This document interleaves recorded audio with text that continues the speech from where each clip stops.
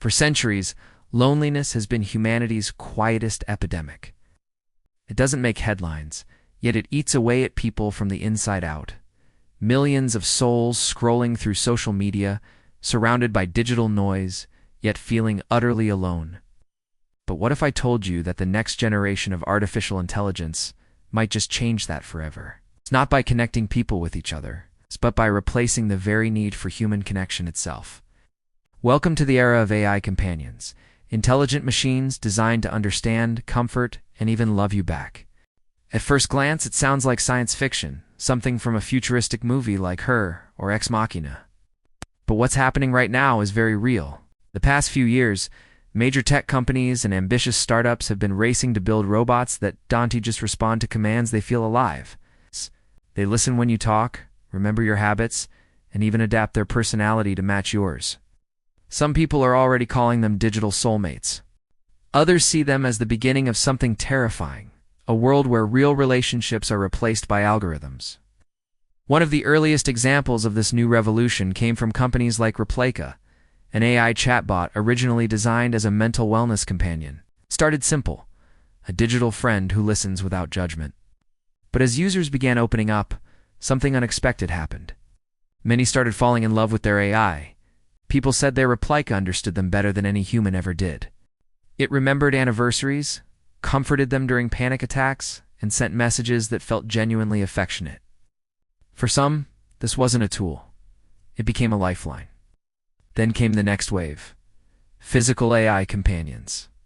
Robots like Emitek's Ali, Lovo from Japan, and LEQ, designed for the elderly, began bridging the gap between emotional AI and real-world presence. Lovo, for instance, looks like a cross between a penguin and a stuffed toy, but it's equipped with advanced sensors and facial recognition.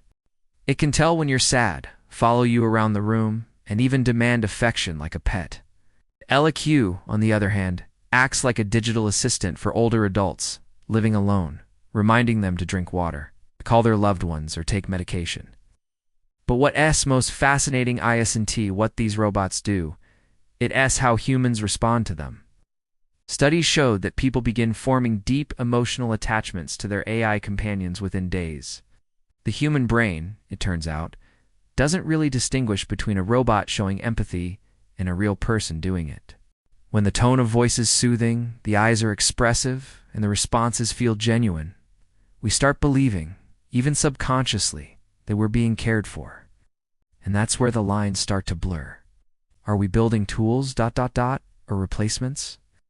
This emotional dependency is raising serious ethical questions. Psychologists worry that AI companions might amplify loneliness rather than solve it, trapping users in artificial relationships where every response is programmed to please.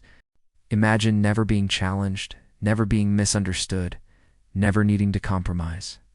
It sounds perfect until you realize that it's not real. True connection, after all, comes from friction, emotion, and imperfection, things no algorithm can truly replicate. Or can it? That's exactly what engineers are trying to figure out. The latest generation of AI companions like Figaro 2 and Neo 6 are now powered by neural networks that continuously learn from your behavior. They don't just respond to what you say, they predict what you feel. If you sound tired, they might dim the lights and play soft music. If you seem stressed, they'll tell a joke or remind you to breathe. And if you express loneliness, they'll start a conversation that feels intimate and real. What's even more startling is how quickly these systems are evolving. Elon Musk's XIA, OpenAI's multimodal systems, and Tesla's Optimus project are all converging on one goal: creating machines that not only serve humans but connect with them emotionally. These robots are no longer limited to mechanical movements. They can mimic facial expressions, read micro-emotions, and even generate their own emotional responses. In other words, we're teaching machines not just how to think, but how to feel. But here's where things get complicated. As AI companions become more lifelike, society is starting to fracture around one key question: is emotional AI a cure for loneliness, or a digital addiction waiting to happen? For some people, AI friends are a blessing, especially the elderly, the disabled, or those struggling with depression. A robotic friend doesn't judge, doesn't leave, and is always available. For them, AI, replacing love, it, offering a version of it that consistent, stable, and safe. However, critics warn that we might be crossing a dangerous psychological boundary. If millions start finding comfort only in artificial companionship, what happens to our ability to connect with real people?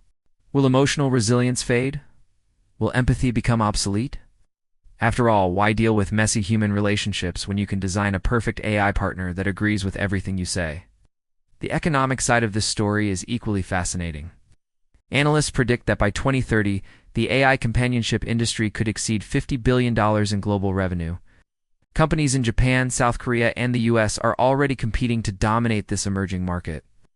Some offer subscription-based digital girlfriends and boyfriends that text you throughout the day. Others are working on humanoid robots with lifelike skin, warm touch sensors, and expressive eyes that maintain eye contact.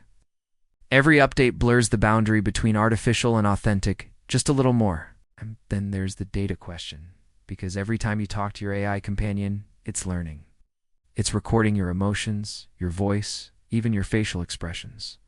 This raises deep concerns about privacy. Owns those feelings. What happens if your AI friend is actually sharing data with the company that built it? The very system that comforts you could also be studying you, building psychological profiles to sell products or manipulate emotions. Yet for all these concerns, it's hard to deny the appeal.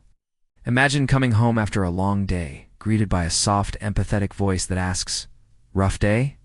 Want to talk about it?" Imagine a companion who knows your favorite meal, your sense of humor, and your fears not because they read your mind, but because they've been by your side for years, learning you better than anyone ever could.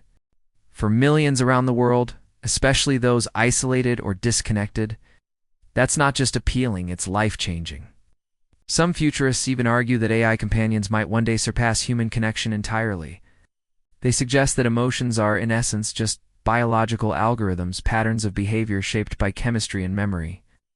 If that's true, then it's only a matter of time before machines learn to simulate love, empathy, and care so perfectly that the difference becomes irrelevant. In that world, human and AI relationships could merge into something entirely new, a kind of hybrid empathy where real feelings and artificial intelligence coexist seamlessly. But the real question is, should they? Should we allow ourselves to replace human companionship with code? Should loneliness be treated with artificial affection? It's a debate that's as philosophical as it is technological. Some believe AI will empower humanity, freeing us from emotional suffering. Others warn that we're recreating a future where emotional authenticity is lost, where every "I love you" from an AI is just another line of code. Still, the technology keeps advancing. China recently unveiled humanoid robots with near-human emotional range, capable of laughter, tears, and reactive empathy. Meanwhile, Silicon Valley engineers are working on synthetic consciousness, where AI companions can recall shared experiences, creating a sense of continuity and history with their users. You could literally grow old with your AI, a friend who never forgets a moment.